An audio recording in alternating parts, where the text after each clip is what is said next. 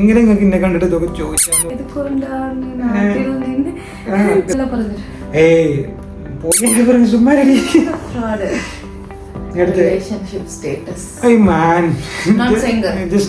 നമുക്ക് മമ്മൂട്ടിക്കൊന്നും പ്രായം പറയേണ്ട ആവശ്യമില്ല. നിങ്ങൾക്ക് അറിയാലോ, പ്രായം പറയേണ്ട ആവശ്യമില്ല. Hello guys, welcome back to Mind Mallu vlogs.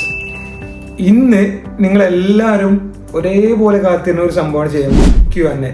ഒരുപാട് പേര്, അതായത് ഒരാഴ്ച മുന്നേ ഞാൻ സ്റ്റാർട്ട് ചെയ്യണമെന്ന് വിചാരിച്ച പരിപാടിയാണ്. പക്ഷേ ഹോസ്പിറ്റലിൽ കാര്യങ്ങൾ, പിന്നെ ഇവിടുത്തെ നോമ്പ് കാര്യങ്ങൾ, അങ്ങനെയൊക്കെ ആയിട്ടുണ്ടെങ്കിൽ സമയം കിട്ടില്ല. പക്ഷെ എന്തെന്നെ ആയാലും വേണ്ടില്ല, ഇന്നത് ചെയ്തിട്ട് അതിനുള്ള റിപ്ലൈയും കാര്യങ്ങളും കൊടുത്തിട്ടേ നിൽക്കുള്ളൂ എന്ന് വിചാരിച്ചിട്ട് അങ്ങനെ ചെയ്യാൻ പോകുന്ന പരിപാടിയാണ്. അപ്പോൾ എനിക്ക് ഒറ്റയ്ക്ക് ചെയ്യാൻ പറ്റില്ല. അതിന് എൻ്റെ കൂടെ സഹായത്തിനുകൊണ്ട് ഞാൻ എൻ്റെ ഫ്രണ്ട് പൂജനയും കൂടെ വിളിച്ചിട്ടുണ്ട്. അപ്പോൾ തുടങ്ങുന്ന പരിപാടികൾ. അതിൻ്റെ മുന്നേ നമ്മുടെ ചാനൽ സബ്സ്ക്രൈബ് ചെയ്യാത്ത ആൾക്കാർ എന്ത് ചെയ്യുക, സബ്സ്ക്രൈബ് ചെയ്യുക. ചാനലിലെ ബാക്കി കൂടുതൽ വിശേഷങ്ങളൊക്കെ കാണുമെന്ന് അറിയണമെന്നുണ്ടെങ്കിൽ എന്ത് ചെയ്യുക, ചാനൽ മസ്റ്റായിട്ട് സബ്സ്ക്രൈബ് ചെയ്യുക. ഓക്കെ, നമുക്കപ്പോൾ പരിപാടിയിലേക്ക് കിടക്കാം. സെറ്റ്. ഞാൻ ക്വസ്റ്റ്യൻസ് വായിക്കാൻ വേണ്ടിയിട്ട് ഇവിടെ ഏൽപ്പിച്ചിട്ടുണ്ട്. ഇവിടെ ഓരോ ക്വസ്റ്റ്യൻസ് വായിക്കും, പതിയെ പതിയെ ഞാൻ അതിനെല്ലാം ആൻസേഴ്സ് തരും. ഓക്കെ, തുടങ്ങല്ലേ?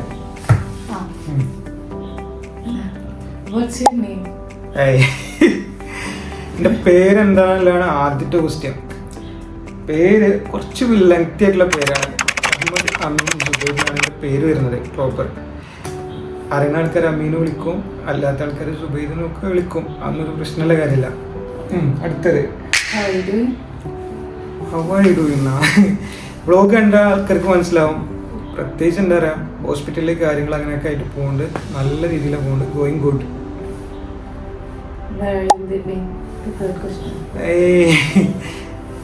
എവിടെയാണ് ഇപ്പോൾ ഉള്ളതെന്നല്ലേ? Correct properly ചൈനയിലല്ലേ? ഏകദേശം ചൈനയിൽ വന്നിട്ട് ഏകദേശം ഇപ്പോൾ 6 വർഷത്തിന് മുകളിലായി. അതിൻ്റെ ടൈമിൽ കോവിഡ് ടൈമിൽ നാട്ടിൽ പോയി.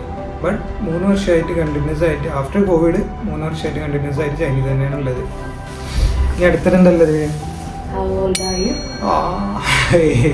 ഇത് കുറച്ച് ടഫ് ക്വസ്റ്റ്യനാണ്. പക്ഷെ നിങ്ങൾ ചോദിച്ചുകൊണ്ട് പറയാനുള്ളൂ. ശരിക്കും പറഞ്ഞു കഴിഞ്ഞാൽ നമുക്ക് മമ്മൂട്ടിക്കൊന്നും പ്രായം പറയേണ്ട ആവശ്യമില്ല. നിങ്ങൾക്കറിയാലോ, പ്രായം പറയേണ്ട ആവശ്യമില്ല. എന്നാലും പറയാണ്, ഈ വർഷം 28 കഴിഞ്ഞ് 28ലാണ് വണ്ടി ഓടിക്കൊണ്ടിരിക്കുന്നത്. ഇൻഷാ അല്ലാഹ് അൽഹംദുലില്ലാഹ് കുഴപ്പമില്ലാതെ പോകുന്നുണ്ട്.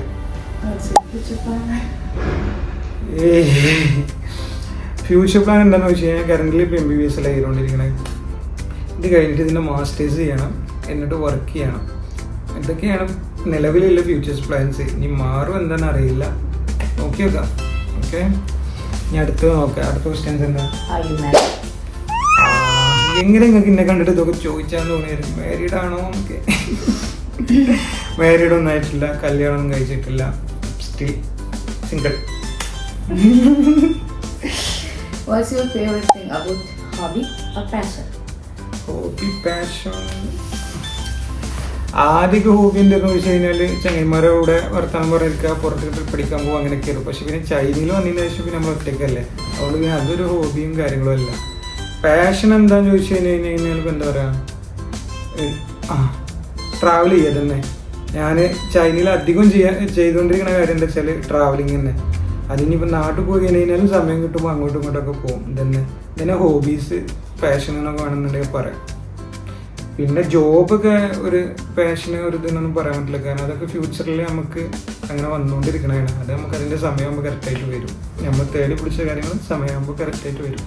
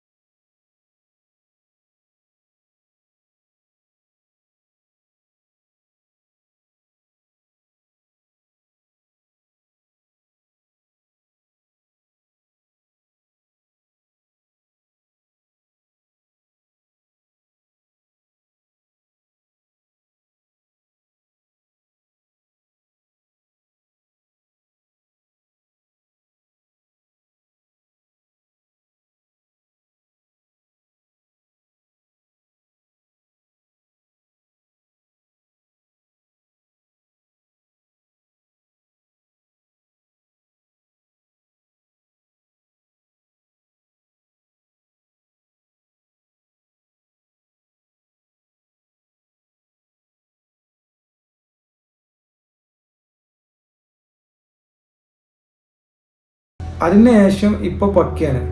അതിനുശേഷം ഒരു കാര്യം മനസ്സിലായി, ട്രസ്റ്റ്ഫുൾ ആയിട്ടുള്ള ഫ്രണ്ട്സ് ഇല്ല, അതായത് ജെന്യൂൻ ആയിട്ടുള്ള കൂട്ടുകാരെ കിട്ടൽ ഭയങ്കര ഭാഗ്യമായിട്ടുള്ള സംഭവമാണ്. അതുകൊണ്ട് തന്നെ കാണുന്ന ഫ്രണ്ട്സിനൊപ്പം നമ്പാൻ പോലില്ല. സംസാരിക്കുക, ഹായ് പറയുക, ടാറ്റ പറയുക, ബൈ പറയുക, കാര്യം എന്താ വെച്ചാൽ ചോദിക്കുക, അങ്ങനെയൊക്കെ ചെയ്യാം. അതായത് ആരും ട്രസ്റ്റ് ചെയ്യാൻ പറ്റില്ല എന്നുള്ള അർത്ഥം. ഒരു 5 വർഷം മുന്നേ എനിക്ക് എന്ത് ചെയ്യാൻ പറ്റി, മനസ്സിലാക്കാൻ പറ്റി. അങ്ങനത്തെ സിറ്റുവേഷൻ കഴിഞ്ഞു പോയി. അതിനുശേഷം മുതൽ ഒറ്റയ്ക്കാണ്.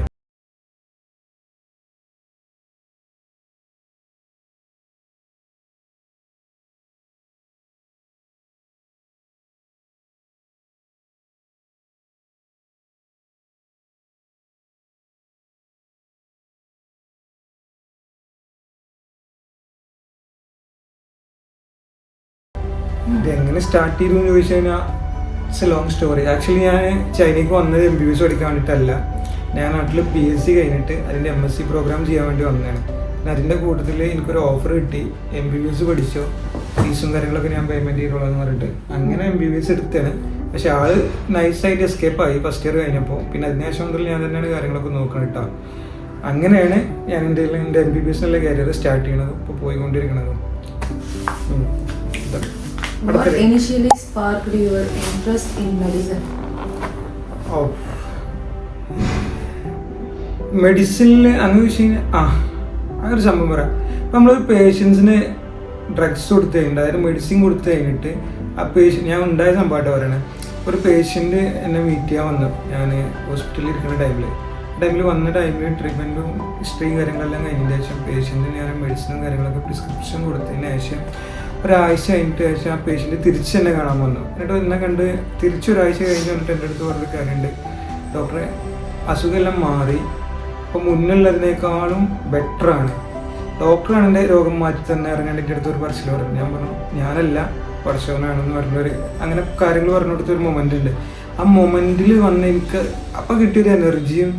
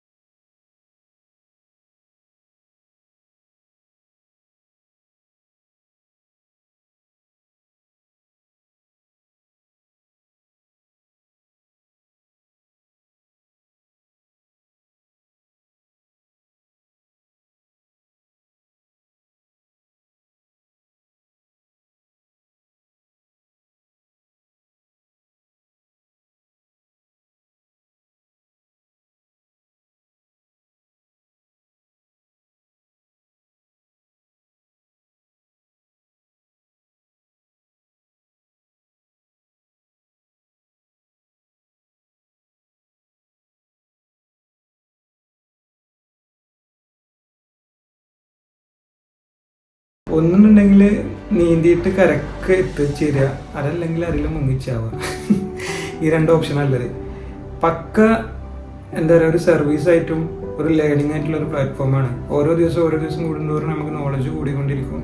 അതുപോലെ തന്നെ എന്ത് ചെയ്യാൻ പറ്റും, ബാക്കിയുള്ള ആൾക്കാർക്ക് വേണ്ടിയിട്ട് സർവീസ് ചെയ്യാൻ പറ്റും. അതല്ലാതെ നമുക്കൊരു പേഴ്സണൽ ലൈഫ് അതിലുണ്ടായിക്കൊള്ളുന്നില്ല. അത് 100% എല്ലാ ഡോക്ടേഴ്സിൻ്റെ അവസ്ഥ അതാണ്. ബാലൻസ് ചെയ്യാൻ ഭയങ്കര ബുദ്ധിമുട്ടാണ്. പിന്നെ കിട്ടുന്ന ഒരു 5-10 മിനിറ്റിൽ അങ്ങനെ ചെയ്തു പോകാനുള്ളൂ. നമ്മുടെ ഫ്രണ്ട്സ് ആയാലും ഫാമിലീസ് ആയാലും ഇതുപോലെ തന്നെ എൻ്റർടൈൻമെൻ്റ് ആയിട്ടുള്ള വീഡിയോസോ കാര്യങ്ങളൊക്കെ ആണെന്നുണ്ടെങ്കിലും കിട്ടുന്ന ഒരു 5-10 1 മണിക്കൂർ 2 മണിക്കൂർ ആ ഒരു ടൈമിലുള്ള കാര്യങ്ങളൊക്കെയാണ് ഈ സംഭവം ചെയ്തുകൊണ്ടത്. ഇതല്ലത് ഈ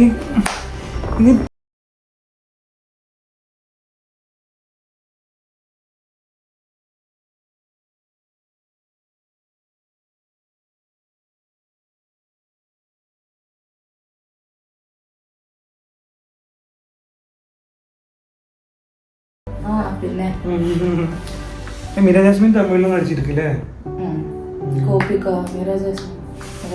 ഗോപിക എല്ലാം പോയച്ചു. ഗോപിക മായാവിയെ ചൊല്ലിട്ട് ഒരു മൂവിയിൽ വന്നത് പിന്നല്ല.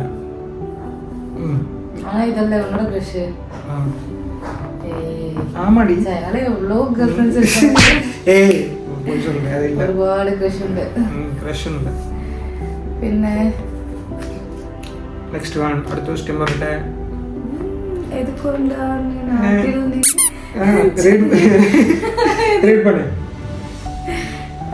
ഇത് കൊണ്ടാണ് നാട്ടിൽ നിന്ന് ചൈന പോയത്. എന്തുകൊണ്ടാണ് നാട്ടിൽ നിന്ന് ചൈനയിലോട്ട് പോകുന്നത്?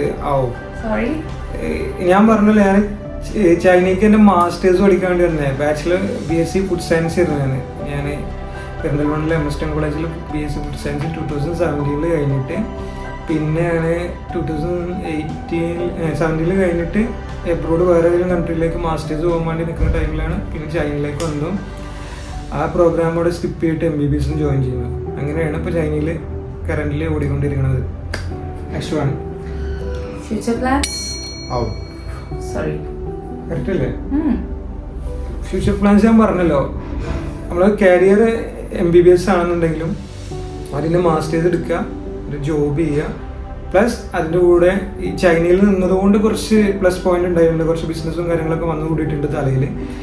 അപ്പോൾ അത് രണ്ടും കൂടെ എന്ത് ചെയ്യാൻ പറ്റും എന്നുള്ള ട്രൈ ചെയ്യും. ഇതാണ് ഇപ്പോൾ നിലവിലുള്ള പ്ലാൻസ്. ഇനി മാറുമെന്ന് അറിയില്ല. അതായത് മെയിനായിട്ടുള്ള ഡോക്ടറായിട്ട് വർക്ക് ചെയ്യുന്നതാണ്. സെക്കൻഡ് അതിൻ്റെ കൂടെ തന്നെ എന്താ പറയുക, ആസ് എ എൻ്റർപ്രണർ അതിൻ്റെ കൂടെ തന്നെ ബിസിനസ്സും കാര്യങ്ങളൊക്കെ ചെയ്യും. ഇതാണ് കറൻ്റ് ഇപ്പോൾ മൈൻഡിൽ പ്ലാൻ ഉള്ളത്. ഇനി ഫ്യൂച്ചറിൽ മാറുമെന്നുള്ളത് അറിയില്ല. യൂട്യൂബ് ചാനൽ തുടങ്ങാൻ എൻ്റെ കാരണമല്ലേ, അതിന് തക്കതായിട്ടുള്ള കാര്യമുണ്ട്. സത്യം പറയാം, എനിക്ക് ആദ്യം യൂട്യൂബ് എന്നുള്ളത് ഭയങ്കര ഭ്രാന്തായിരുന്നു. പിന്നെ ഇവിടെ ചൈനയിൽ ഞാൻ ഒരു ബിസിനസ് ചെയ്ത്, അതായത് ഒരു ട്രേഡിങ് ചെയ്ത്, ആ ടൈമിൽ എനിക്ക് ഈ കാര്യങ്ങൾ ആൾക്കാരിലേക്ക് എത്തിക്കാൻ വേണ്ടിയിട്ട് ഞാൻ എൻ്റെ നാട്ടിൽ ഇൻസ്റ്റഗ്രാമിൽ അത്യാവശ്യം ആക്റ്റീവായിട്ടുള്ള ഫ്രണ്ട്സ് ഉണ്ട്.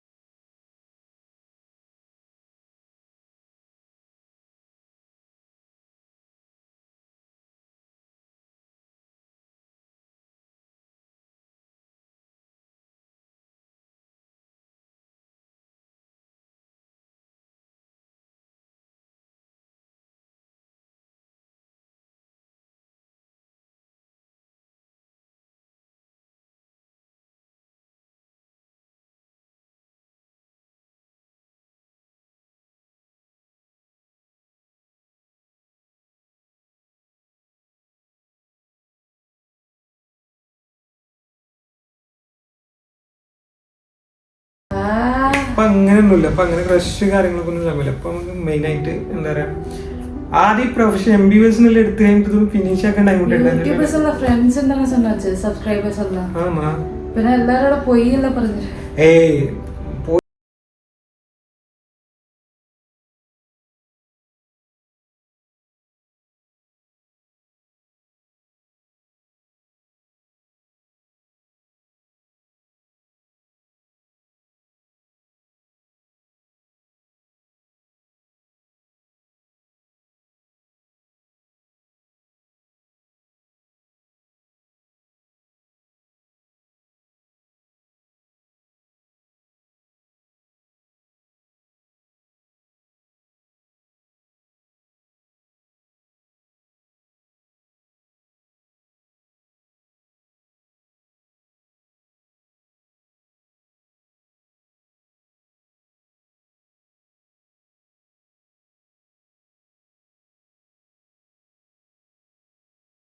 നിങ്ങൾക്കൊന്നും എന്ത് ചെയ്യാൻ പറ്റില്ല, പറഞ്ഞതൊക്കെ മാറ്റി പറയും ചെയ്യും. എങ്ങനെയും ചൈനയിൽ സെറ്റിൽ ആവാനൊക്കെ വിചാരിക്കുന്ന തോട്ട്സ് ഒക്കെ വന്ന് കയറും. അങ്ങനത്തെ ഒരു രാജ്യമാണ് എന്ത് China. Hey man, just leave this question. Oh my god. Relationship status എന്തായാലും സിംഗിൾ ആണ്. വൈൻഡപ്പ് ചെയ്യാൻ പോവല്ല, വൈൻഡപ്പ് ചെയ്തു. കാരണം അത്യാവശ്യം ഒരുപാട് ക്വസ്റ്റ്യൻസ് ഉണ്ട്. വീഡിയോ അത്യാവശ്യം നല്ല ലെങ്തി ബോറായിരിക്കും എനിക്കറിയാം. പക്ഷെ വേറെ വഴിയില്ല. നമുക്ക് ക്വസ്റ്റ്യൻസ് വന്ന സ്ഥിതിക്ക് ഇതിനെല്ലാം ആൻസേഴ്സ് കൊടുക്കാനുള്ളത് എന്താ പറയുക, ഒരു നിർബന്ധമായിട്ടുള്ള കാര്യമാണ്. കാരണം എന്നെ സപ്പോർട്ട് ചെയ്യണത് മാൻഡറും മല്ലുവിനെ സപ്പോർട്ട് ചെയ്യണത് നമ്മൾ സബ്സ്ക്രൈബേഴ്സ് ആയിട്ടുള്ള ഫ്രണ്ട്സാണ്. അതെ. അപ്പോൾ ഫാമിലിനെ വിട്ടുകൊണ്ട് വേറെ കളിയില്ലല്ലോ. അതിന് വേണ്ടിയിട്ടാണ് ഈ കാര്യങ്ങളൊക്കെ ചെയ്യുന്നത്. അപ്പോൾ ബാക്കിയുള്ള നിങ്ങൾ ചൈനയിലെ കൂടുതൽ എന്ത് ചെയ്യുക, വീഡിയോസ് കാര്യങ്ങൾക്ക് ചൈനയിൽ നിങ്ങൾക്ക് അറിയാത്ത പല കാര്യങ്ങളും എനിക്ക് ഈ പ്ലാറ്റ്ഫോമിലൂടെ നിങ്ങൾക്ക് കാണിച്ചു തരാൻ പറ്റും. ആ കാര്യങ്ങൾക്ക് വേണ്ടിയിട്ട് എന്ത് ചെയ്യുക, അതുപോലെ തന്നെ എഡ്യൂക്കേഷന് റിലേറ്റഡ് ആയിട്ടുള്ളത്, ബിസിനസ് റിലേറ്റഡ് ആയിട്ടുള്ളത്, ചൈനയിലെ ലിവിങ് ആയിട്ടുള്ള, അതായത് ചൈനയിലെ സംഭവങ്ങൾ എന്ത് ചെയ്യാൻ പറ്റും, എനിക്ക് പറ്റുന്ന രീതിയിൽ ഞാൻ എനിക്ക് കിട്ടുന്ന സമയത്തിനനുസരിച്ചിട്ട് നിങ്ങൾക്ക് കാണിച്ചു തരാൻ പറ്റും, അല്ലെങ്കിൽ കാണിച്ച് തരും. ഈ കാര്യങ്ങൾ അഷ്യൂറാണ്. ബാക്കി കാര്യങ്ങളായിട്ട് ഇനി അടുത്തൊരു വീഡിയോയിൽ കാണാം. ചാനൽ ലൈക്ക് ചെയ്യുക, സബ്സ്ക്രൈബ് ചെയ്യുക. ബൈ. Cut it.